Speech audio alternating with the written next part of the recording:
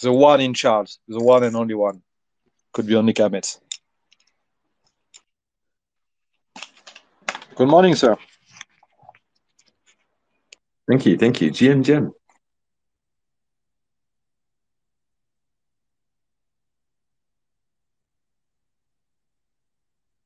This is way better indeed. You were right, DeFi advisor. It was like next the audio signals. Hearing Subli and Kaimetz talking over each other, and you know these are two people that will never talk over each other. You know what I mean? Like there's no way. It could be we were both connected maybe on the ATeam, I don't know. Kamet, can you talk so that we can check the sound on your side? I don't even see him. Wait, Kamet is on the ATeam account? Yeah. Can you try and talk? I mean, it's not me, it's not you, and it's not Crypto Prophet. So either we have an inside. Can you guys hear me now? Yeah. Yes. Okay. Sound and clear. Man, alive. Nice. All right. Technical difficulties. We'll get this going here. Hey man, you warned us. You warned us yesterday. You are going to meet the morning Kamet. Yeah, but why wouldn't it work from your own account, Kamet? It's kind of weird, no? Well, I logged in on my desktop as my Kamet's account, and then from my phone, which is really the only way to do these, I logged in from ATeam, and so that's sort of the issue there, I guess. Yeah, you're right. For me as well, Twitter Spaces always worked only on the phone. When I had my first Twitter Space ever, a while back, like maybe, I don't know, over a year ago, maybe, it was actually with the Flywheel pod guys and the Kingmaker podcast guys. We had like a collab and we did something like the DeFi Happy Hour. And also, like maybe a week or something ahead of that, I was told or tried something else, and I saw that there's no way to do it from the computer. Although I don't know, I'd imagine that Twitter would have added this feature already, but who knows? What's up either way, guys? How are you? Good, man. Hope you guys are all well. I'm very good. It is very early here in Texas right now. But, what time it is? It is 5:38 a.m. Oh man! And what time did you wake up? I was up at 5. Yeah, I was up at 5. No, and that's normally I'm up at 4:45 or 5 a.m. to get my run in before work. But yeah, I got to sleep in till 5 today. Well, great. I mean, I must say that this show between the four of us, I was missing it really. I know. I think the last time it was a couple of months ago, and I mean, I know that because we have two listeners with us, so trying to not to be too much private, but basically for AladdinDao, you have the weekly community call, which is, let's say, I would say that it's a medium average technical call mainly. I mean, the technical skills, technical expertise that is shared is pretty high, I would say. And then you have the ATeam live space where we are much more talking about, users talking to users. Yeah, indeed. I would say that. Definitely. It has like much more of the community vibe than a technical or professional vibe in a way. Not saying that you guys are not professional, quite the contrary, but I do think Subli is very on point with that one, because I think it has a very different kind of vibe of talk, and honestly, I think it adds another layer to the community and the game. And quite frankly, we should do it as often as we can, honestly.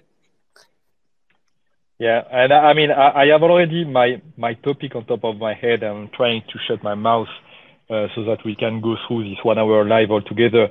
But I'll tell you something about what we are doing here, the ATeam, because Sheikh and BLK, you may not know us very well. And I have a parallel on top of my head, and I think you will be pretty amazed of what we can do and how I see our involvement for AladdinDao. Go for it. Kemet, what are the topics that we would like to share today? I think we discussed few yesterday. Can I add something? Just a small thing before that. I don't know. Me personally, it's for sure. For me, it's very interesting.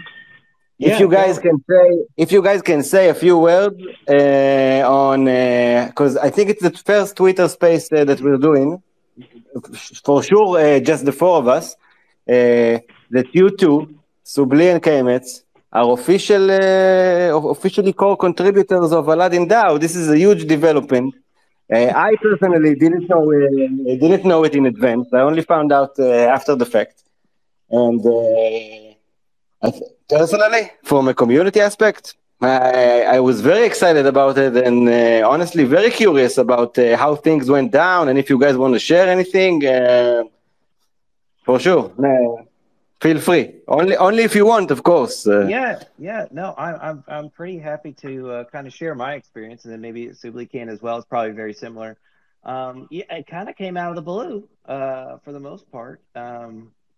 I can't recall what the occasion was. I think it was mainly with the departure of Lanero. Yeah, so Lanero, decided that he wanted to take some time off and kind of do his own thing for a bit, and they were like, well, we've got this new protocol coming out. We're going to need some help, and so they reached out to myself and Subli, and I think that we both bring different things to the team. Obviously, Subli's very connected within all parts of DeFi, and I'm more of a writer educator, and so I think we complement the team well so far, I think, and so we've been very excited to participate and help with the team. Yeah, they just kind of reached out to us out of the blue, and and gosh, it's only been like a month and a half or whatever, but it's been really interesting to be sort of on the builder side of the team. It's fast, furious. It's especially with Protocol FX coming out, but it's a fast and furious. Yeah, I agree. It's very, very exciting. Subli, what are kind of your thoughts? The first thing that I like to say to anyone who's listening to us, because Kemet, we have the same journey in DeFi. We started about 2 years ago at let's say, the non-manipulated Bitcoin ATH in May 21. And basically, the journey is the same, is that if you stick on keeping learning, basically first you discover, then you learn, then you share, then you build.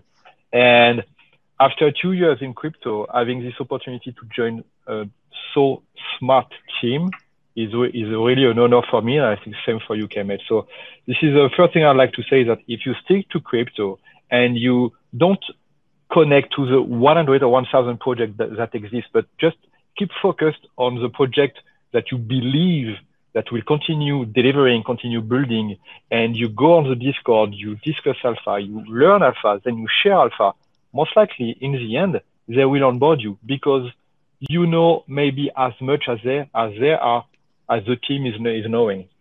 So this is the first thing that I like to say. The second thing is that I always made the parallel between crypto and the normal industry, and crypto projects are just startups. And it strikes me when I joined AladdinDao as a core contributor, that the spirit, the vibe, and the pace is really a startup pace. You don't ask 3-4 times, if you are going to do this or who can do that. You do it. Point. You share it. You try to get an acknowledgement from the whole team, but then you just do it. You just pushing, delivering, because you don't have time to wait to do some nice PowerPoint presentation, nice meeting, etc. So I love that pace. And I must say that the team is really listening to anyone from the team. I mean, K-mates, I mean, I don't feel myself that I'm a side of the team because I'm new or I don't have the same technical skills or the same skills from the team. They are clearly listening to us and making some update adjustment when it feels right.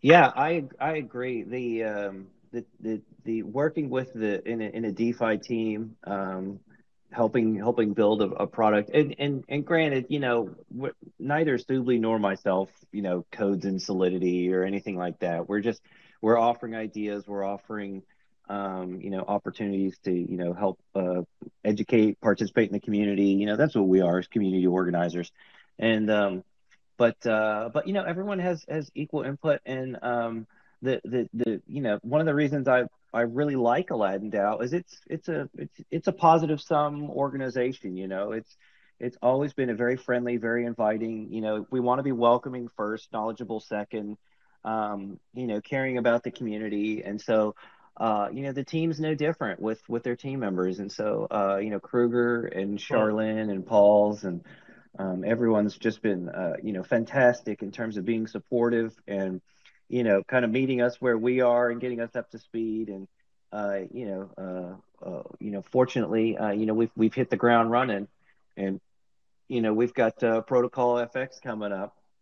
And so we've been, you know, diving into that and, you know, really, you know, helping out, you know, as best we can, you know, and, you know, trying to fill Linero's shoes, which is very difficult. You know, he's such a fabulous dude, and you know, but we're doing the best we can. And, you know, we've got some exciting things coming out, and we're cooking up some exciting things too.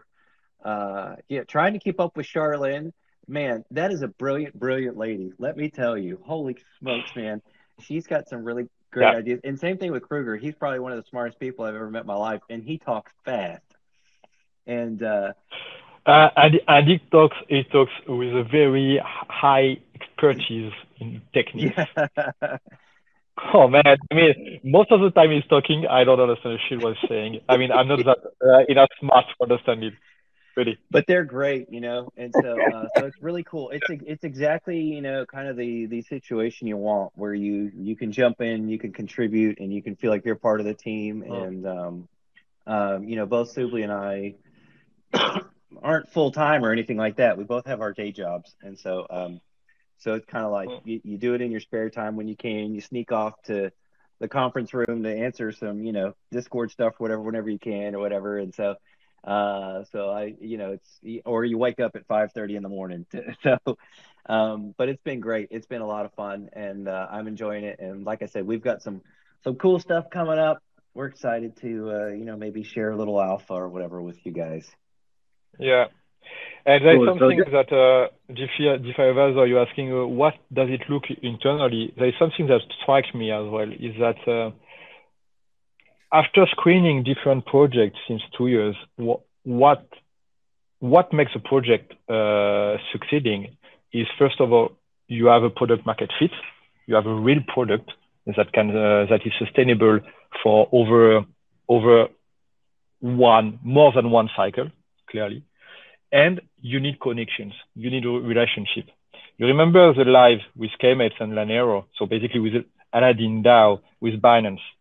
That was on the impulse of Charlene. I mean, it's amazing. AladdinDao team was represented on a Binance live to talk about Curve. And the connection between AladdinDao and the Curve Finance team, the Convex team, the Frax team, the StakeDAO teams. Oh man, you can't imagine how much close these people are. And this is really important for the future, because if you have the best product in place, but you don't know how to attract this kind of people on which you are building on top, basically they will just fade you. And they will not onboard their own community, their own ways. I remember, for example, when Concentrator just released, I think that was last week or 10 days ago, the new Harvester vaults about the new generation pools with the 3 crypto pool. that was the tweet from AladdinDao account was engaged by the Curve Finance account. And this is how you build recognition and product market fit, because Curve is not going to endorse a shitty project. So I think this is really what amazed me. This is and why I'm so bullish, still more bullish on AladdinDao and all the underlying project, is a close connection with the Curve, the whole Curve ecosystem. Lish. Yeah, this is so true, man. This is so true. First of all, I think both you guys and the DAO made a brilliant decision adding you guys. I think you complement the DAO perfectly. I think you fit the DAO on all different levels, professionally, socially, culturally. Um, I really think it's a blessed decision. It's great for the DAO that you guys were there to pick up from where Lanero had to go. Left. And definitely, I think I agree with so much, pretty much all the stuff you just said about Aladdin's very specific and unique culture and atmosphere, and in general, all the stuff that you guys have mentioned. That in order to be active in the space, it's most of all about just deciding that you're going to do something and not going to wait for any kind of instructions or anyone to invite you to do something or whatever. Because honestly, it's not the culture in which this kind of workspace runs, at least not from my personal experience as well. And definitely I encourage everyone, whether it's within our own DAO, which is probably one of the DAOs that I recommend you check for sure if you're a listener and if you're interested. I don't think I personally have ever seen a more inviting DAO than AladdinDao, and a DAO in which the organizational culture and the way of communication is simply, honestly, it's like Very transparent. I'm not sure the right. It's like the most kind DAO. Welcoming. Yeah. It's like a lot of other phenomena, or however you say that word, that exist in all kinds of DAOs, like specific kinds of humor and vibes and whatever. Honestly, you never see it on Aladdin. It's only about the products themselves and however we can help each other and assist each other with all kinds of stuff and what does the community needs, and everything is so polite and runs like. I think that Charlene really sets the tone with her very unique style of quiet leadership. A quiet and humble leadership. I think this runs from the top down, and I think it affects everyone within the organization, and it shows. And much respect for you guys. And all right, let's go. Let's see what you guys thought about and wanted us to talk about. And I definitely know there's a lot of stuff we can cover today. I think, Amit, if you don't mind, I would love to talk about the two proposals Tao prepared on Aladdin Forum that just passed. Yeah, dive into it. What do you think? I didn't get you. Because, the first thing that I like to say that Tao is a user, he's AladdinDao token holder, and basically he proposed two proposals on the Aladdin Forum. What does it mean? That means, first of all, that anyone can have a say on AladdinDao direction and pass forward and propose anything on the forum. Then if, let's say, there is some kind of fit in your ID, it will go through a vote. Simple as that.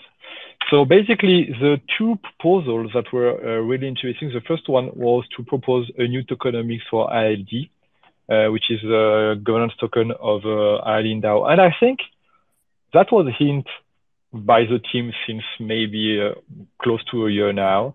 And a lot of people were expecting that.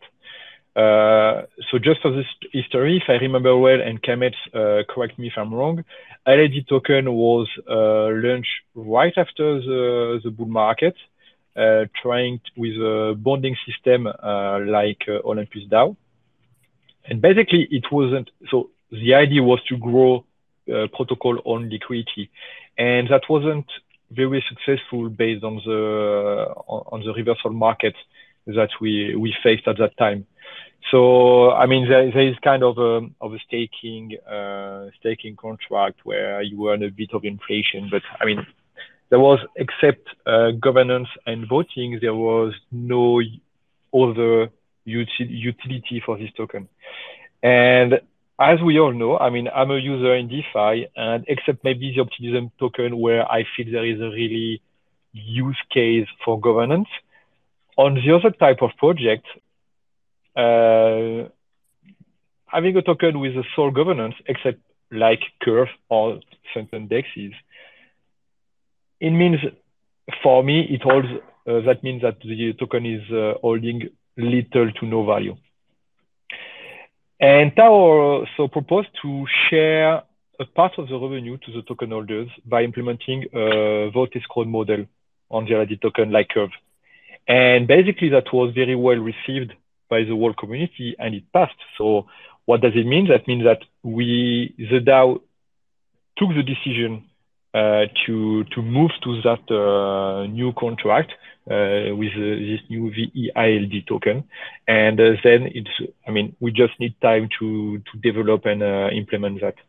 So what will this VEILD will offer? So basically you will have, again, a share of revenue from AladdinDao. So AladdinDao, for your information, is holding 30% of Clever token, concentrator token, and it's going to be the same with Protocol FX.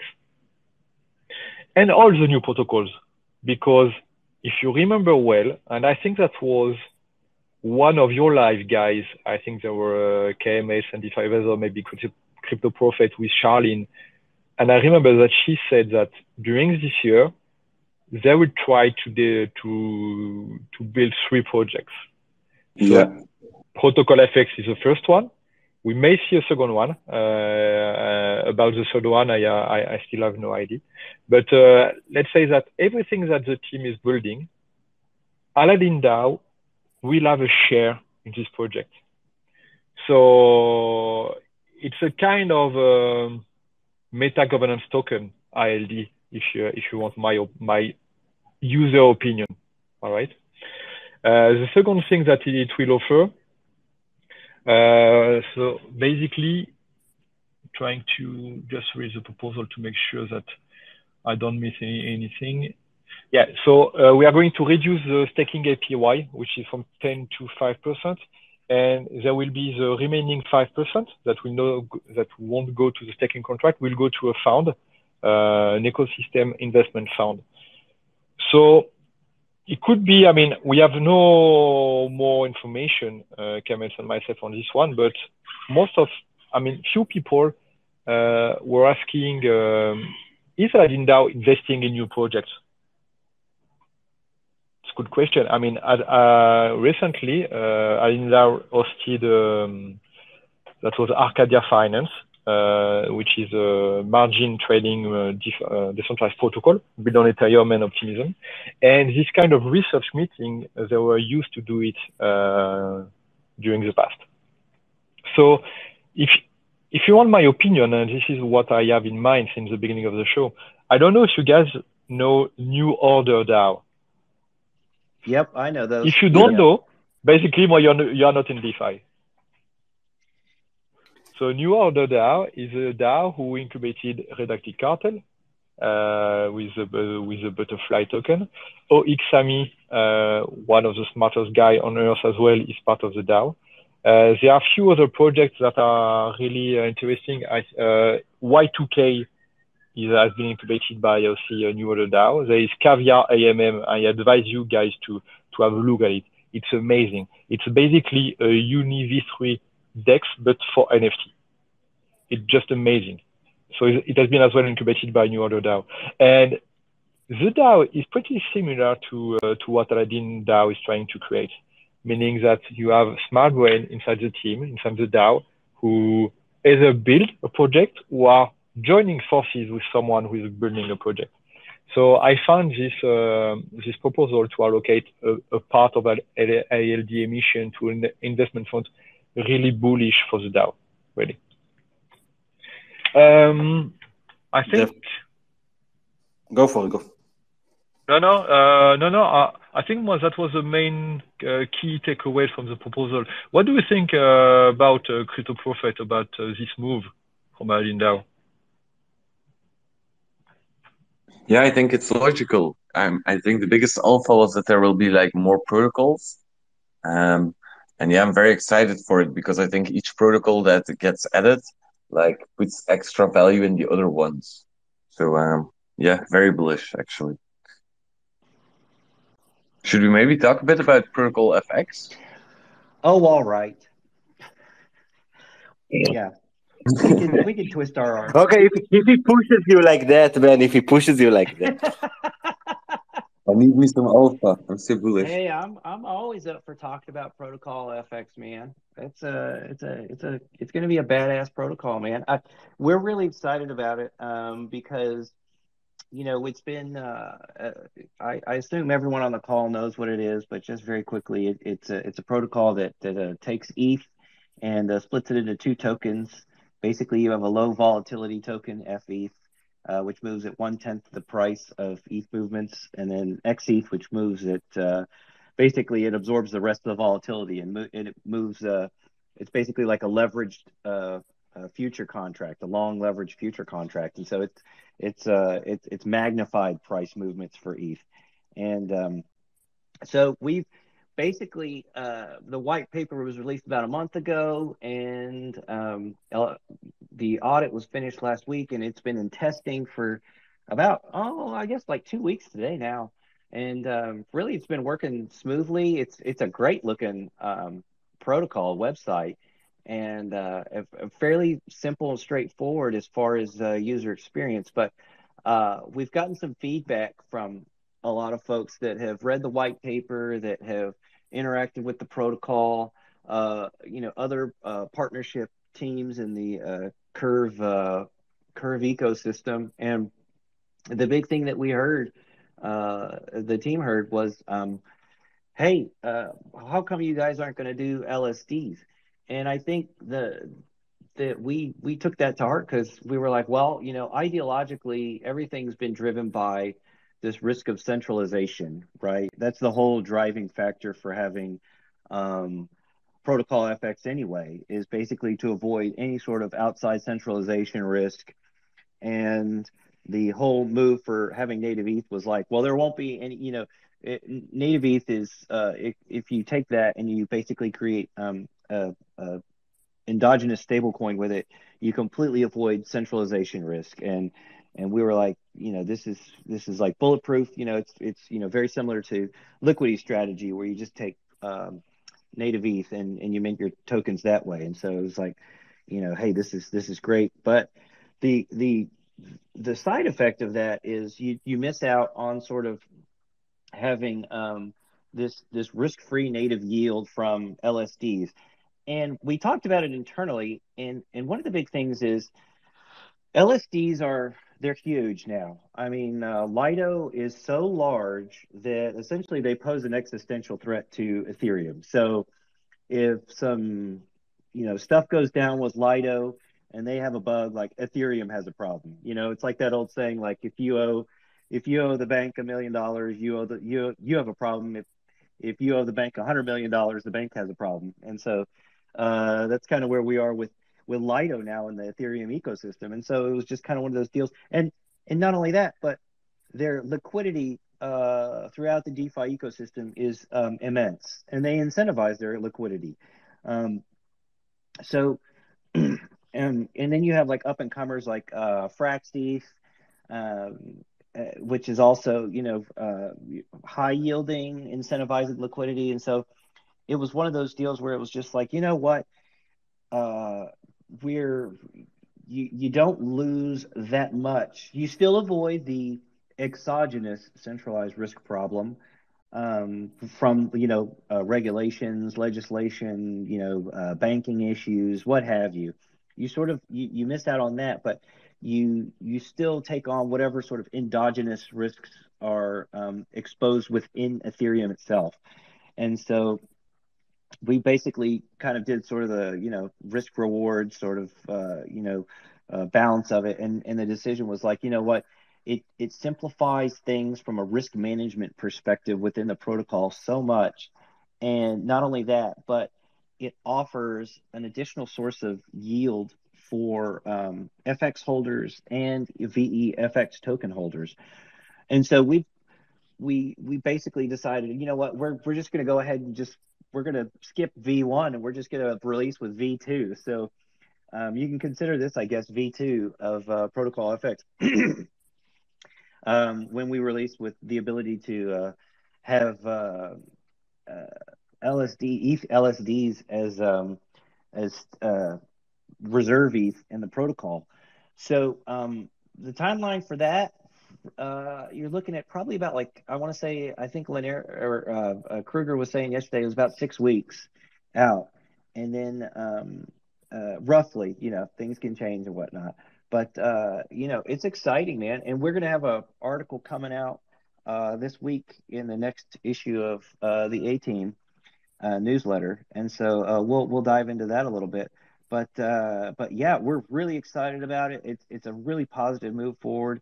And I think everyone's pretty excited to see, how much stronger and safer Protocol FX is with these additions. Go ahead, Subli. Yeah, thanks, mate. Just 2 things for the one who are already a subscriber to the newsletter. Mind that we change the media platform. We are going to switch from Substack to Mirror. We got a problem with Substack, who banned our account or our ability to publish on this account.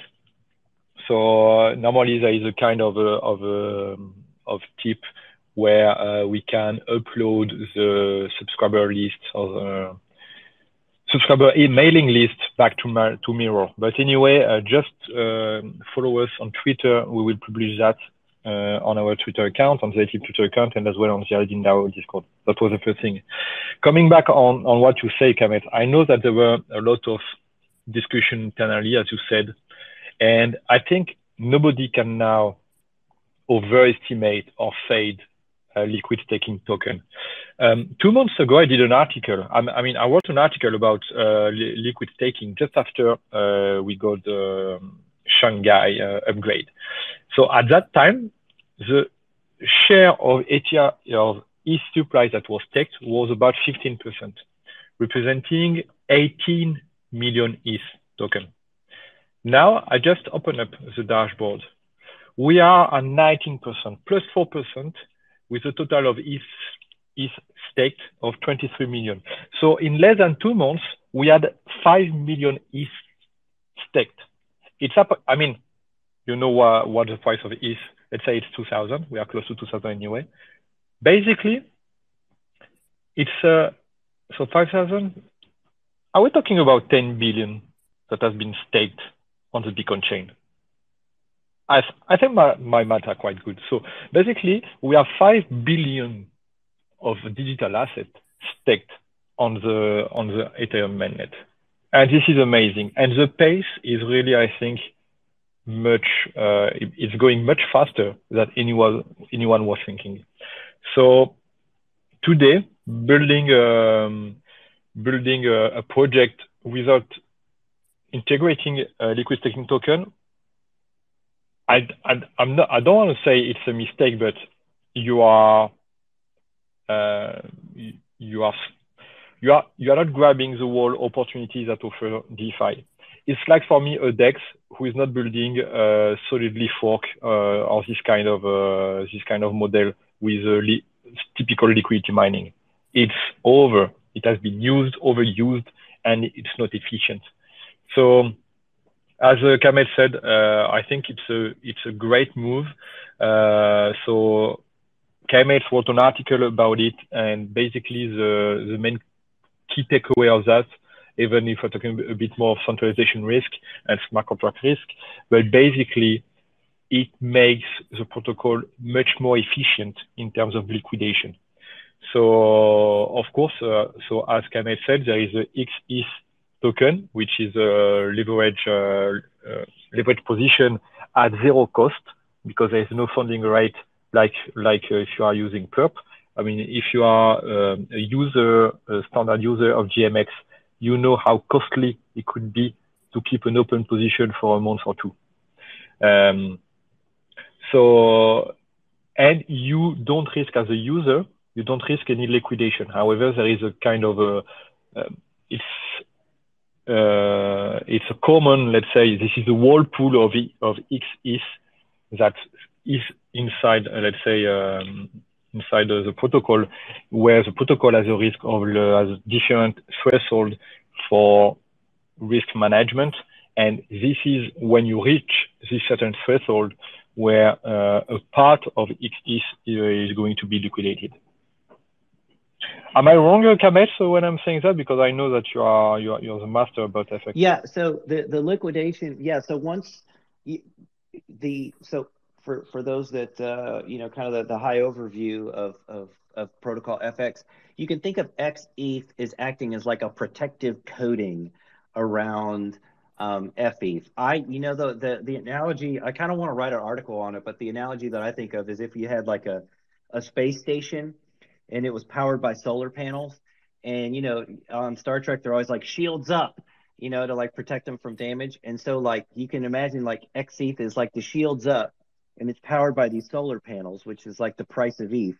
But the people on side the ship are like FETH, and so they're protected. And so if the shields ever go down weak enough, the XETH goes down weak enough, then you're getting close to exposing the people on the spaceship to the outside temperatures and conditions of space and whatnot. But so you always want to make sure that there's plenty of XETH in relation to FETH. And so what we've got now is we have this rebalancing pool, and basically all it is it's a place where people can go once they've minted FETH, and they can go and stake it, and basically you'll lock it for like a couple weeks. And essentially what that does is and by locking it there, you'll be able to receive the staking rewards from the LSDs that are locked in the reserve. And so that will just stream to the rebalancing pool, and you'll just have your FETH locked in there. Like if the protocol was to ever encounter a destabilizing event, which is equivalent to like a 25% drop in ETH price in one day, it would engage in stability mode. And then if the collateralization ratio was ever to drop below 130, it would then kick in with liquidating the locked FETH from the rebalancing pool and basically turn it back into reserve ETH. So it would run it back through the system, and it would do that. I think we have like a keeper mechanism, which is kind of like similar to like harvesting on like a concentrator, but kind of backwards. And so it's much easier than the and simpler than the other previous risk management modules that we had previously. So I think people can be more confident when they're minting and participating in the system, if they weren't before. Not that before it didn't work, but this way, it's even more beneficial for like FETH holders, because now you basically can stake your FETH and with a stablecoin like product get staked ETH rewards. Like that's incredible. I don't know of any other place in DeFi that does that. And there are not much. Yeah. No, there are not much. Basically, getting the protocol earning, if we call it collateral, earning yield on the collateral redistributed to the user who are, let's say, long-term engaged with the protocol, so who are deposited FETH on the rebalancing pool. I know only one, and it's called Ethos Reserve, and they're trying to do that, trying to get the collateral on side project to earn yield. But I mean, I know only one really. So I found this really interesting, and I mean, it's a very positive flywheel for the project because you don't necessarily need to spend FX token in liquidity mining to incentivize people to stake in the rebalancing pool. Yeah, and we've talked about it internally. I mean, and the incentives for holding XETH are so good that you know, there's almost no need to incentivize that token in any way. It's so incredible. I know people are like, well, what about in a bear market or whatever? And it's like, you know, it's designed to be held for a really long time. You know, it'd be like if you held any other high beta token to the price of ETH that you had conviction in, but this one's like, it's based on Ethereum itself. So, so I guess, I mean, go ahead. Yeah. I mean, there are two things I think where FX protocol will be a big play in terms of usage. I mean, I'm not talking about the token itself. First of all, we are surfing on two narratives. The first one is the perps narrative, so basically XETH, where you have a leverage position at zero cost again, and then you have the floating ETH or the stablecoin ETH. And then we are surfing on the stablecoin market. The stablecoin market is a $100 billion market if you look at the market cap on DeFi Lama. And if you look at the decentralized stablecoin, we are talking about, I think, less than $500 million. So there are so much to build in this space. And FX protocol is not a liquidity fork. It's not a maker fork. It's something completely new, innovative. So if you are, I mean, builders who are building on Ethereum mainnet, I guess they are bullish on Ethereum. I mean, if Lido is not bullish on Ethereum, I don't know what Lido is doing. I mean, most of the treasury of Lido is made of FTETH. So they are long-term bullish of ETH. What do you do with that? You are going to put that on Maker and get a leverage position on it? I mean, you have a smart contract risk, of course, but you have as well a liquidation risk. So it's not that safe. And there is a problem of capital inefficiency as well, because you can't mint 100% of the in dollar value. You can't borrow 100% of your collateral value in dollar. So if you look at ETH, basically, first of all, you have a much higher loan to value. I don't have this in mind. Maybe Kamet, you can, if you have that figure on top of your head, it would be great. And but moreover, you are at least you will be able to borrow much more ETH than you will do in stablecoin. And if you are long-term bullish, basically you are borrowing or minting an asset with a deflationary curve, and USDC, any kind of stablecoin pegged to USD has the same inflationary curve of the USD fiat currency. So I don't know, it's a couple of % per year. So, I mean, trying to go back to where we are in this space, of course, now we are here for the money, we are here for the fun, we are here for our curiosity, maybe a bit of technical for some of us, but I think we are here as well to build something that is completely decentralized and permissionless. And building ETH for me could be a new money, a new currency, and maybe the first currency which is deflationary. And I mean, there is a lot of debate, I guess, where we can talk about what is a currency. But I mean, if you look at, I think that was Powell yesterday who said stablecoin is a form of currency. So, okay, ETH might be a commodity, but if you take 10% the volatility of ETH, then you have maybe something which is better close to a stablecoin and is deflationary. So over the time, it should take a bit of value. So I think we are building something that in a couple of years will be really amazing, and really when we will turn back to 2023, we say, whoa, what a genius idea we had at that time. Yeah, I think it's actually going to be faster than that, honestly. So just for you know what, I'll leak a little bit of alpha, but just so you just What? yeah, so just so you guys are aware, you know, when this launches initially, it will be you know, in a beta mode, which will basically be FX will be able to you'll be able to mint excuse me, you'll be able to mint and redeem it through the protocol, but right now the team is kind of looking at some creative ways to you know, fund liquidity for FETH and XETH, and we've got some pretty unique ideas. That's kind of all I'll say, but you know, Subli's saying it'll be a couple of years before we all go, wow, it's going to be really cool. This is amazing. I think it's going to be much faster than that. And basically you can look forward to, and on top of that, I'll just say that AladdinDao is not going to stop building stuff. So you know, take those two concepts and put them together, and I think you'll basically kind of see where things are heading. I mean, with the AladdinDao ecosystem, it's going to be big. I think at some point in time you're going to think of AladdinDao sort of in the same vein as Frax, in the same vein as any other Agree. any other sort of ecosystem where you're like, it's you basically plug in and you can do anything from it. So just keep that in mind as you're considering sort of investing in these products and participating in the community and being a part of it.